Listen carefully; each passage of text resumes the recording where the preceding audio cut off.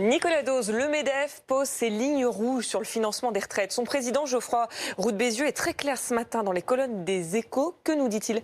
Quatre choses très claires. La première, c'est le MEDEF dira non s'il n'y a pas de solution pour l'équilibre financier des retraites. Le deuxième élément, c'est 90% de cette solution financière viendra d'une mesure d'âge.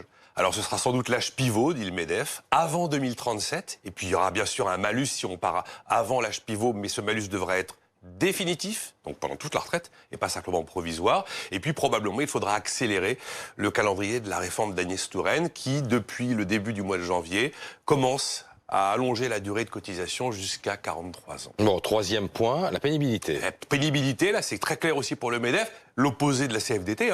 On sort la pénibilité des retraites. C'est pas le job des retraites, la pénibilité. Non, il faut la faire traiter par la branche de sécurité sociale qui est dédiée aux accidents du travail. Elle existe depuis 100 ans, cette branche de sécu.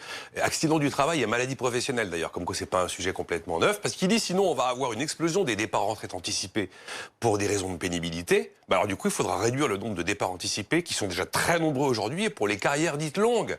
On a 250 000 départs tous les ans à la retraite, sur 700 000 départs à la retraite pour les carrières longues. C'est quand même énorme et ça coûte déjà 6 milliards d'euros. Et le quatrième point pour le MEDEF, quatrième ligne rouge, il faut garder le niveau actuel de cotisation des cadres, c'est-à-dire jusqu'à 330 000 euros de revenus par an, et non pas le réduire à 120 000 euros comme c'est prévu par la réforme. Bon, en clair, la négociation s'annonce très mal embarquée sur le financement des retraites. Ah, mais c'est très mal embarqué. D'abord, ça commence très mal hier avec la publication du document préparatoire de travail qui dit entre 2018 et 2030, on aura cumulé 113 milliards d'euros de déficit. La dette, en fait, sera de 113 milliards d'euros en 2030.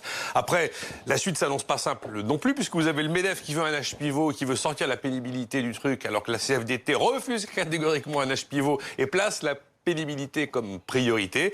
Et enfin, fin avril, ça risque de ressembler à la réforme de l'assurance chômage, c'est-à-dire qu'on n'aura sans doute pas d'accord, ce sera un échec, à ce moment-là le gouvernement reprend la main et on va voir ressurgir l'âge pivot à 64 ans dès 2027.